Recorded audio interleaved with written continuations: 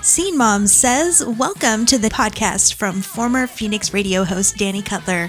Each week bringing you independent music, industry news, the occasional interview, and other fun segments. Let's get to it.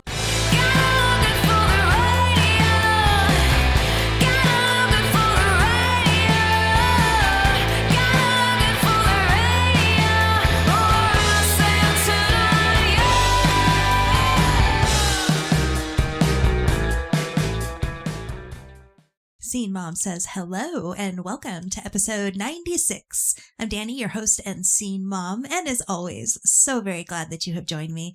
Hope everybody had a good couple of weeks.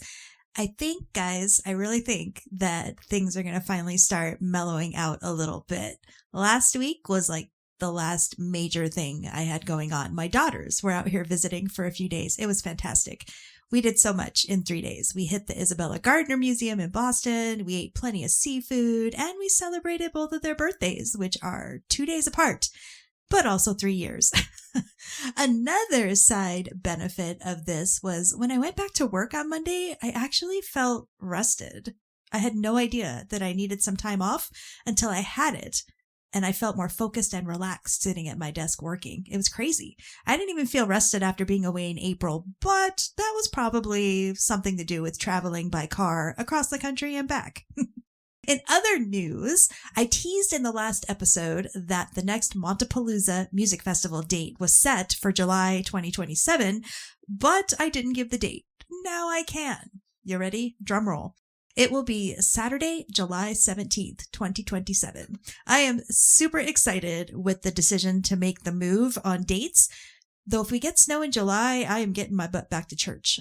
In a few months, I will have more information on submitting to be considered for the lineup and hopefully more information in general. Please make sure you are following Montapalooza on Facebook and Instagram.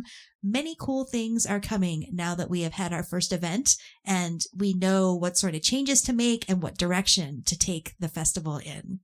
All right, enough banter.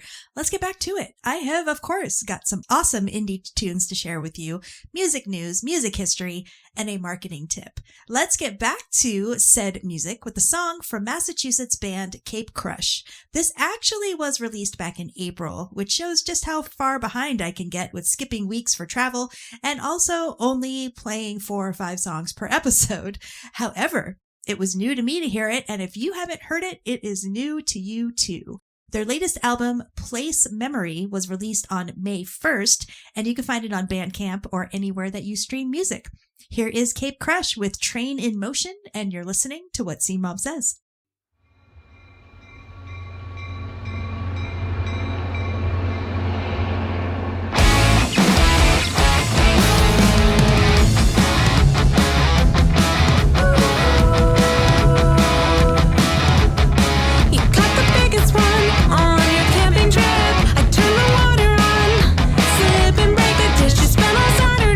Under the hood of your car, I can't get out of my way. I leave things where they are. The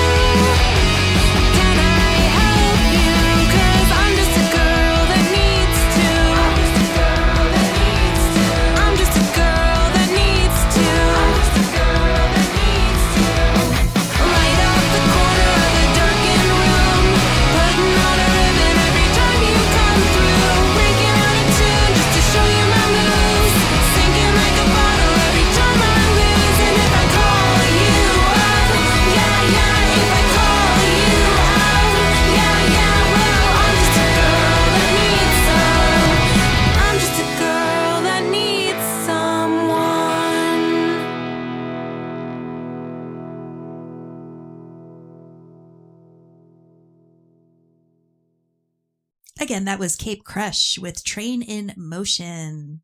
C-Mom says it's time for some music news. Indie artists already know Spotify's royalty math is a little brutal, but a new lawsuit alleges the platform may be quietly stacking the deck even further against them. Mark Cratter, a Connecticut-based musician and attorney who releases music under his own name, has filed a lawsuit against Spotify in Stamford's Superior Court, alleging that the platform implemented undisclosed filtering practices that suppress play counts for independent artists while boosting major label releases. Here's the core of the complaint. Cratter alleges that in March of this year, Spotify quietly overhauled its streaming and recommendation system in a way that caused large categories of legitimate plays to simply stop counting as official streams.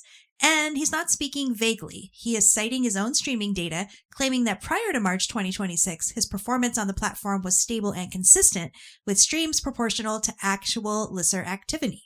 Then, allegedly, everything changed. After the rule change, Cratter says his data shows listeners exceeding counted streams, saves exceeding counted streams, playlist additions exceeding counted streams, and algorithmic sessions being recorded with no corresponding counted stream at all, with discovery dropping to 0 across multiple tracks. The suit claims the filtering specifically targets things like algorithmic background listening, low interaction sessions, and Spotify radio plays, and that by keeping artists below the 1,000 annual stream threshold required to earn royalties, the changes effectively redistributed discovery and the placement towards major label catalogs that Spotify already prioritizes.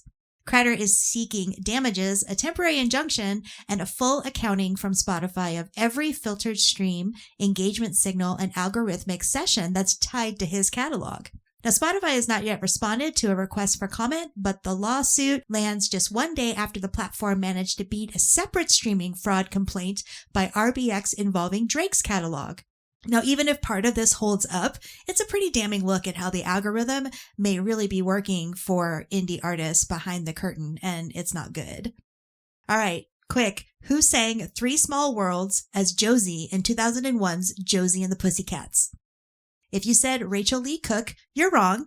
Kay Hanley, frontwoman of Letters to Cleo, was the actual singing voice behind Josie in the 2001 film. And she revealed that in 25 years since the movie premiered, she has received less than $1,500 in residuals and has gotten nothing at all since 2009. So how did this happen? Hanley admits the proper paperwork was simply never filed with SAG when the film was made, and she didn't fully grasp the scope of the mistake until well after the statute of limitations had already passed. In her own words, nobody was thinking about SAG contracts at the time. She was supposed to receive daily sheets reported to the union and be paid daily union scale, but none of that conversation ever happened. She ended up being paid as a regular extra despite working on the film for roughly a month.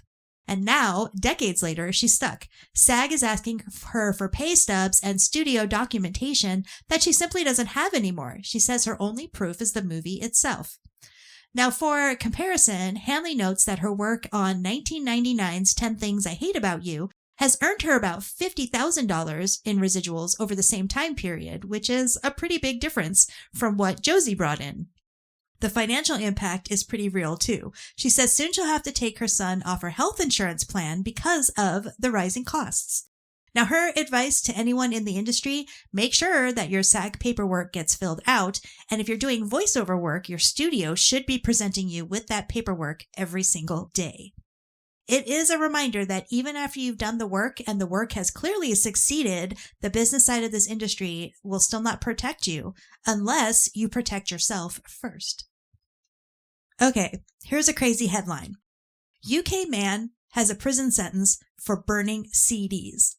Now, if you heard that and thought it was something from 2002, nope, it is 2026. And a man in the UK just got sentenced to prison for burning and selling CDs.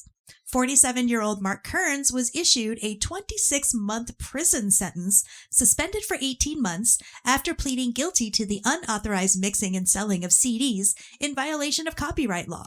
He must also complete 250 hours of unpaid community service. And it wasn't some overnight bust either. Kearns pled guilty to multiple charges at Hull Crown Court following a lengthy investigation that began in mid-2019 after the British phonographic industry first became aware of the offenses back in 2018. A warrant wasn't even issued until September 2022. It's a multi-year paper trail just to bring down this guy who was burning mixed CDs.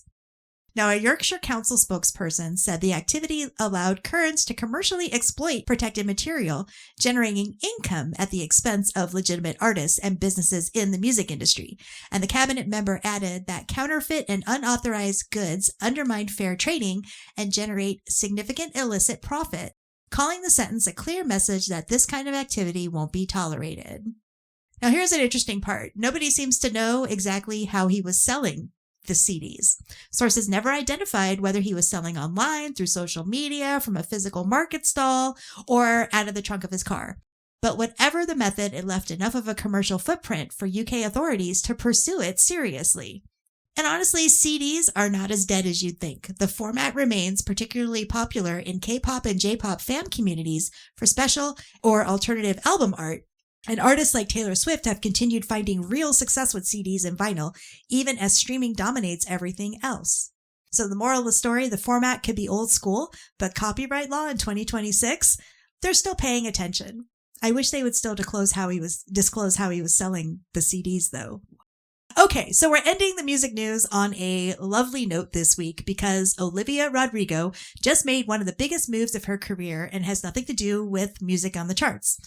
She has announced Daisy Chain Fields, a brand new music festival bringing together women in music to support and uplift women and girls, with net proceeds benefiting nonprofit organizations dedicated to advancing women's causes. The inaugural event will be on August 29th at Great Park in Irvine, California.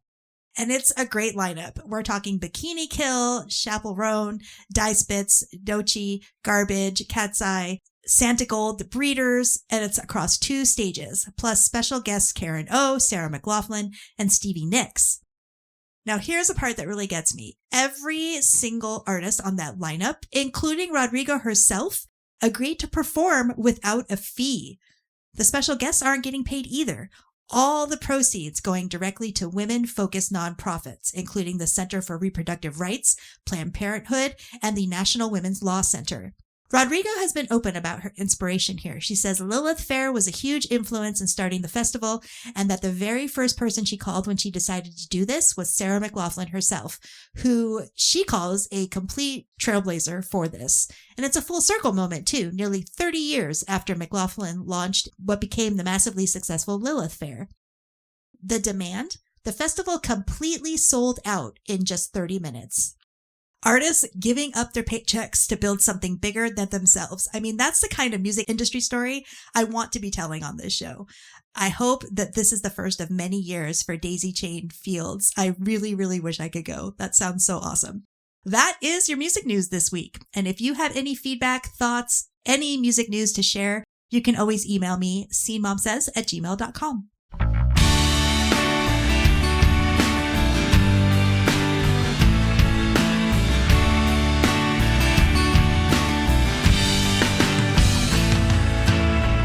How many times will you go down this road?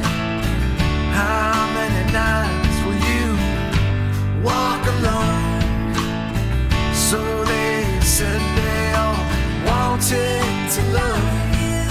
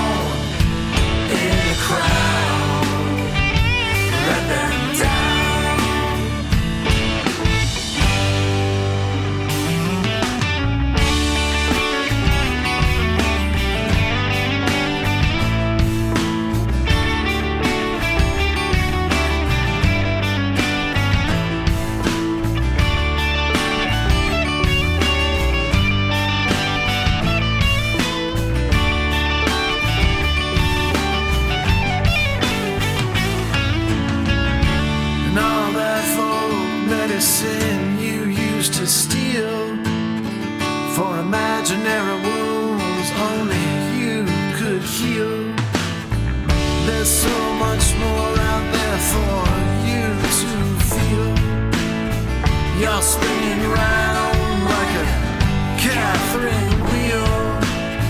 Now hold arms to the line when you see through the impossible dream, never to find you.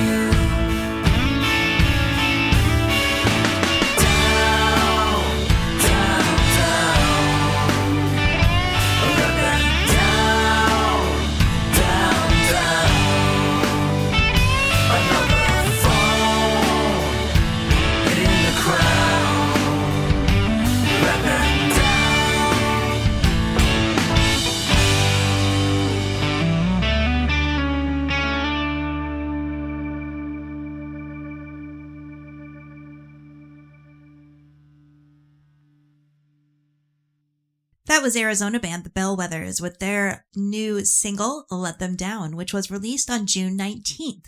I'll have the link to their music as well as all the links to the music heard on the show in the show notes. C-Mom says it is time for some music history. On June 25th in 1967, the Beatles premiered All You Need Is Love live to an estimated 400 million people on a worldwide TV broadcast, one of the first truly global satellite events. On June 26th in 1975, the Basement Tapes, the legendary 2-disc collection recorded by Bob Dylan and the band in Woodstock, New York, following Dylan's 1966 motorcycle accident, was finally released. On June 27th in 1996, Lollapalooza's 6th edition launched at Longview Lake in Kansas City, defying its underground showcase roots by headlining Metallica with Soundgarden also on the bill. And now it's just another commercial thing, though I do want to go one of these years. I think it's just always in Chicago now. On July 4th, in 1970, Casey Kasem debuted his radio show, American Top 40, counting down the Billboard hits. He would host the program until 2004, when Ryan Seacrest took over. And on July 5th, in 1994, Hootie and the Blowfish released their debut album, Cracked Rear View, which took off in early 1995 and went on to sell a staggering 21 million copies. I played that CD endlessly. That's some music history for you this week.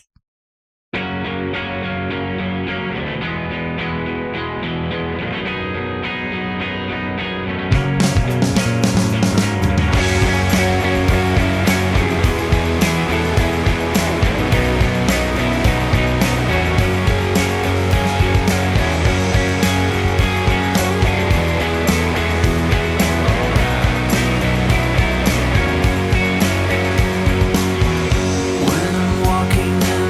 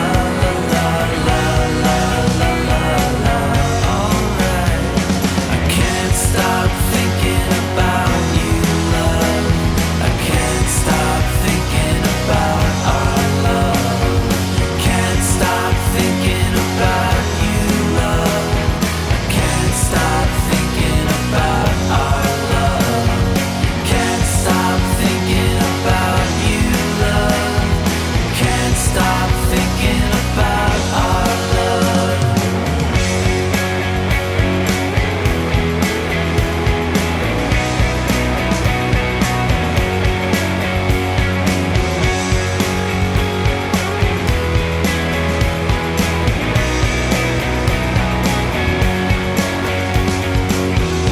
When I'm walking and I'm getting nowhere, 'cause I'm thinking of you and your long black hair. I can't stop thinking about those days we held each other's hands.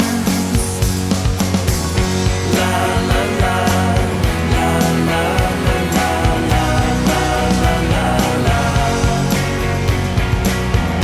La la la, la la la la la la la la la. Alright. Can't stop thinking about you, love. I can't stop thinking about our love. Can't stop thinking about you, love.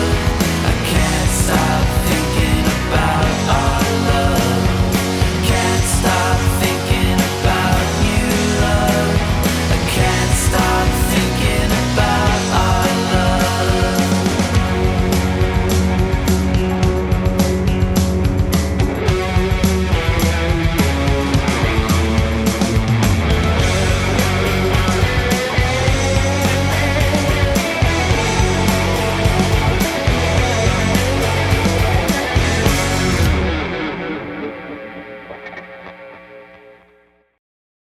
From Connecticut, that was the Pretty Graves with Walkin'. Their self-titled album dropped on May 8th, and you can find it over on Bandcamp, or you can stream anywhere that you stream music. I'd recommend grabbing the album via Bandcamp, though, and give a few dollars to the band. All of the bands, actually. That being said, the next Bandcamp Friday is coming up the first Friday in August, so make a note of that. People who support indie bands and indie bands, get your houses in order. C-Mom says it is time for your marketing promo tip of the week. Story time. A few months ago, I was out at an event and someone came up to me and thanked me for featuring his music on this podcast. Then he told me that he loved the show, what I'm doing, the topics I cover, and he planned on continuing to listen. Said it was a nice break from the doom scroll. It meant the world to me to hear this. I mostly feel like I'm flying blind with this show. No news is good news. Friends, we are pre-programmed to react to the negative. When something goes wrong, when we're not happy, we instantly voice our complaints. It takes even more muscles in our face to smile. Now, why is this a promotion tip? Because you should be out there as your brand doing this as well, networking online and off with other businesses. So many of us are just out there wondering if we're doing things right, myself included. So don't stay silent. Give the good feedback too. It really does matter. I am always here to help you figure out the best ways to balance your marketing and social content for your business, your band, your brand. Get in touch because I would love to help. You can schedule a consultation with me at dannycutler.com. I also have a twice monthly newsletter, and there's also the private Facebook group. And all the links, of course, will be in the show notes.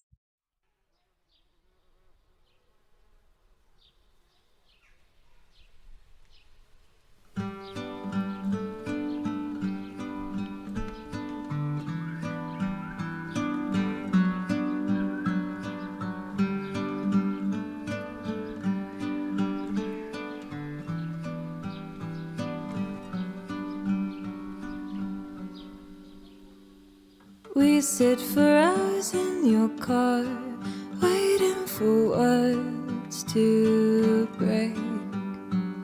Silence that lies in my mouth, I've grown accustomed to the taste of not knowing where I stand. With you it's always part of the plan.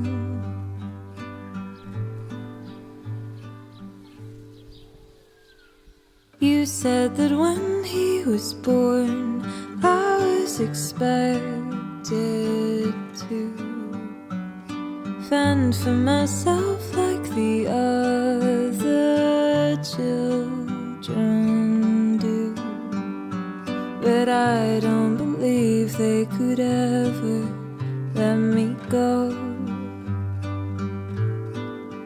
says the pain in your voice at the back of your throat.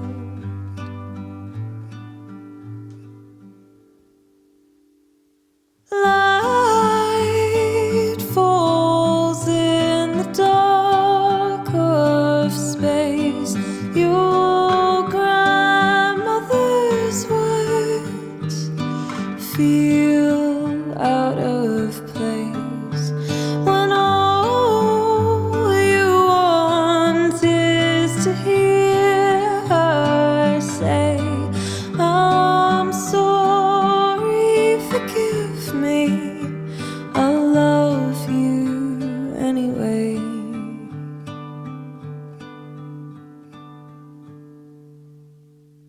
White linen dries on the lawn, all of the beds you've made. Note it all down for a book you'll write someday, when things can get moving on. The tale you've been telling yourself for so long. The light falls in the dark of space. Your grandfather's eyes follow your face, and all you want is to hear him say, I'm sorry, forgive me, I'll love you anyway.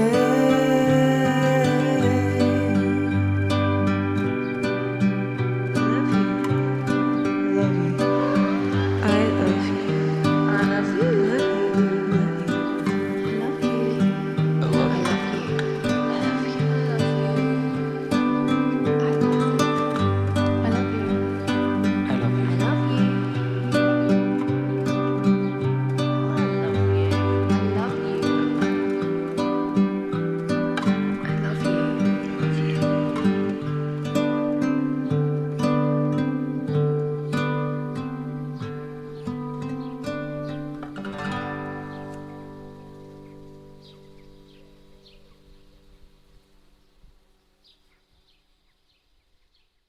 That was London, UK artist Austell with White Linen off her latest album, Mirror to Mine, which was released in June. And that is it for episode 96. Links to all the music and news you heard this week will, of course, be in the show notes. If you have any feedback, you can always get in touch on social media. It's Scene Mom Says on Facebook and D Cutler AZ everywhere else. You can also email scenemomsays@gmail.com. And if you like what you hear, please share. It definitely helps not only support these amazing artists, but it helps me as well. Thanks as always for listening, and you will hear me again soon. You've been listening to the Scene Mom Says podcast. Intro, outro music is Look Good for the Radio by Fairy Bones. Learn more about Danny and the show at dannycutler.com.